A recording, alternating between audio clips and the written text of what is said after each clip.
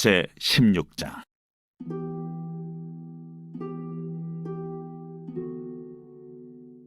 아론의 두 아들이 여호와 앞에 나아가다가 죽은 후에 여호와께서 모세에게 말씀하시니라.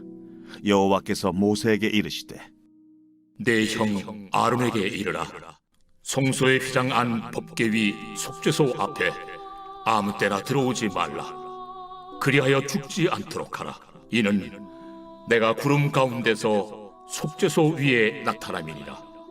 아론이 성소에 들어오려면 수송아지를 속죄제물로 삼고 순양을 번제물로 삼고 거룩한 세마포 속옷을 입으며 세마포 속바지를 몸에 입고 세마포 띠를 띠며 세마포 관을 쓸지니 이것들은 거룩한 옷이라 물로 그의 몸을 씻고 입을 것이며 이스라엘 자손의 회중에게서 속죄 제물로 삼기 위하여 순염소 2마리와 번제물로 삼기 위하여 순양 1마리를 가져갈지니라. 아론은 자기를 위한 속죄제의 수송아지를 들이되 자기와 집안을 위하여 속죄하고 또 그 두 염소를 가지고 회막문 여호와 앞에 두고 두 염소를 위하여 제비 뽑되 한 제비는 여호와를 위하고 한 제비는 아사셀을 위하여 할지며 아론은 여호와를 위하여 제비 뽑은 염소를 속죄제로 드리고 아사셀을 위하여 제비 뽑은 염소는 산채로 여호와 앞에 두었다가 그것으로 속죄하고 아사셀을 위하여 광야로 보낼지니라. 이번 한 주간도 하나님과 동행하시면서 큰 은혜와 평강을 누리시기를 주님 이름으로 축복합니다. 오늘 성경 본문의 배경은 구약 이스라엘의 대속죄일 절기입니다. 대속죄일은 온 백성의 죄를 속죄하는 제사를 드리는 날입니다. 그러니까 모든 절기 중에 가장 핵심적인 하이라이트라고 할 수 있습니다. 대속죄일의 핵심이 뭔가 하면 두 염소입니다. 하나는 속죄제의 염소이고 또 하나는 아사셀 염소입니다. 이 두 염소인데 두 염소로 속죄일의 제사를 먼저 드리기 전에 6절을 보시면 아론은 자기를 위한 속죄제의 수송아지를 드리되 자기와 집안을 위하여 속죄하고 대제사장으로서 하나님과 백성들을 중보해야 되는데 본인 자신이 죄인이지 않습니까? 자기 식구들도 죄인이고 그래서 먼저 자신과 식구들의 죄를 속죄해야 하는 것입니다. 그래서 수송아지를 제물로 드렸다는 것입니다. 그리고 나서 본격적으로 두 염소로 속죄 제사를 지내야 되는 것입니다. 7절, 8절을 보시면 또 그 두 염소를 가지고 회막문 여호와 앞에 두고 두 염소를 위하여 제비 뽑되 한 제비는 여호와를 위하여 한 제비는 아사셀을 위하여 할지며 여기 회막은 성막이라고 할 수 있는데 간단하게 말하면 텐트죠. 하나님을 만나는 장소입니다. 바로 그 앞에 두 염소를 두었다가 어떻게 합니까? 두 염소를 위하여 제비를 뽑습니다. 한 제비는 여호와를 위하고 그게 속죄제 염소이고 또 한 제비는 아사셀 염소를 위하여 할지니라고 했습니다. 그러니까 대제사장이 회막 앞에 항아리가 있는데 거기다가 손을 집어넣습니다. 그리고 제비를 뽑게 되는데 이 녀석이 속죄제 염소네 또 이 녀석이 아사셀 염소네 이것을 이제 구분하게 됩니다.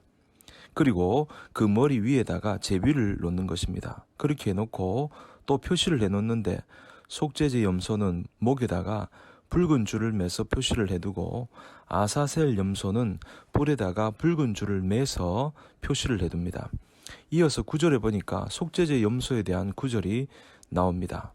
아론은 여호와를 위하여 제비 뽑은 염소를 속죄제로 드리고 바로 여기 여호와를 위한 염소가 바로 속죄제 염소라는 것입니다. 그런데 그것을 어떻게 하느냐 15절에 보면 그것을 잡아서 피가 나지 않습니까? 그 피를 가지고 대제사장이 지성소로 들어갑니다. 15절을 보시면 또 백성을 위한 속죄제 염소를 잡아 그 피를 가지고 휘장 안에 들어가서 그 수송아지 피로 행함같이 그 피로 행하여 속죄제 위와 속죄소 앞에 불을 지니 성막이 어떻게 되어 있는가 하면 마당이 있고 텐트가 있는데 방이 두 개로 되어 있습니다. 첫째 방은 송소고 두 번째 방은 지송소입니다. 송소를 지나야 지송소로 들어갈 수 있는데 그러니까 그 피를 가지고 대속죄일에 1년에 한 번 휘장을 지나 그러니까 성소를 지나 휘장을 지나서 지성소로 들어갈 수 있는 것입니다. 그래서 15절에 계속 보시면 그 수송아지 피로 행함 같이 그 피로 행하여 속죄세 위와 속죄소 앞에 불을 지니, 지성소 안으로 이제 들어가게 되면 법궤가 있는데 그 뚜껑 부분이 속죄소입니다. 그곳에다가 피를 뿌리면 그 피값으로 백성들의 죄가 속죄가 된다. 그런 상징적인 의미가 있습니다. 그래서 지성소에 대제사장이 1년에 한 번 들어가서 법궤 뚜껑, 속죄소에 피를 뿌린다. 이것이 굉장한 중요한 의미를 담고 있습니다. 이것은 장차 이 땅에 인간으로 오셔서 인간들의 죄를 대신 짊어지고 속죄하실 예수님의 십자가를 예표하는 것입니다.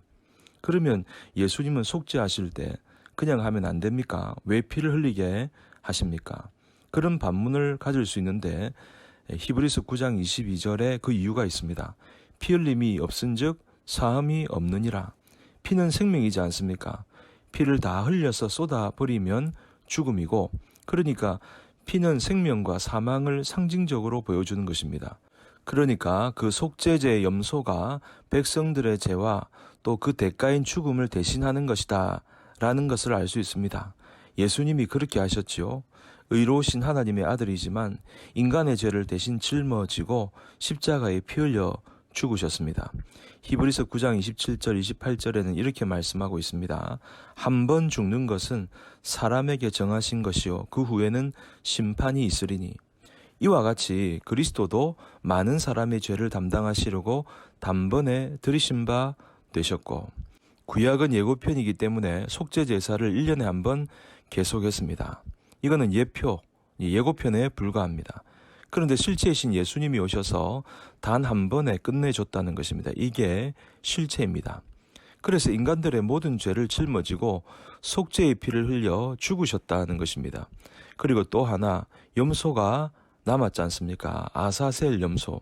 10절을 보면 아사셀을 위하여 제비 뽑은 염소는 산채로 여호와 앞에 두었다가 그것으로 속죄하고 아사셀을 위하여 광야로 보낼지니라. 이 염소는 죽이지 않습니다. 회막 앞에 조금 두었다가 때가 되면 그것으로 속죄하는데 어떻게 하는가 하면 아사셀을 위하여 광야로 보낸다는 것입니다. 그러니까 죽이지 않고 산채로 광야로 보내는 것입니다. 여러분, 이 아사셀이란 단어를 보면 에즈, 염소란 단어와 아자르, 떠나보낸다는 단어가 합성이 되어 있습니다. 그 염소를 떠나보낸다. 그러니까 속죄제 염소는 죽임으로써 피 흘림으로써 속죄하는데 이 아사셀 염소는 떠나보내면서 속죄한다는 것입니다. 그러면 떠나보내면서 속죄가 되나? 그 되는 이유를 우리가 계속 성경을 읽어가다 보면 이해할 수 있습니다. 아사셀 염소를 떠나보내기 전에 절차가 있습니다. 무슨 절차냐 하면 대제사장이 그 아사셀 염소에다가 두 손을 얹고 안수를 합니다. 그리고 그 백성들의 죄를 낱낱이 고백을 합니다. 그게 21절과 22절에 나오는데, 그러니까 안수를 통해 백성들의 죄가 아사셀 염소에게 넘어가는 것입니다. 덮어 씌우는 것입니다. 그것을 정가시킨다. 그리고 광야로 내보내는 거죠. 여러분, 이 아사셀 염소의 흠 없는 것은 인간에게 오고 인간의 죄는 아사셀 염소에게 넘어가고, 쉽게 말하면 이중 정가가 되는 것입니다. 여러분, 예수님이 인간의 죄를 다 뒤집어 쓰셨죠. 그리고 우리로 하여금 하나님의 의가 우리에게 오는 것입니다. 그래서 우리의 죄는 예수님에게 전가가 되고 예수님의 의는 우리에게 전가가 되고 그런 일이 벌어지는 것입니다. 그리고 22절에 보니까 염소를 멀리 보내게 됩니다. 시야에서 떠나게 되죠. 그러면 제사장들이 백성에게 외치는 것입니다. 여러분의 모든 죄가 완전히 떠나갔습니다. 그러면 백성들이 환호하면서 우리의 모든 죄가 떠나갔다, 사함받았다 하는 것입니다. 그러니까 속죄소 염소를 통하여 우리의 죄가 사함받았고 아사셀 염소를 통해 우리의 죄가 완전히 떠나갔다 하는 것입니다. 가시적으로 보여주는 일종의 시각적 설교라고 할 수 있습니다.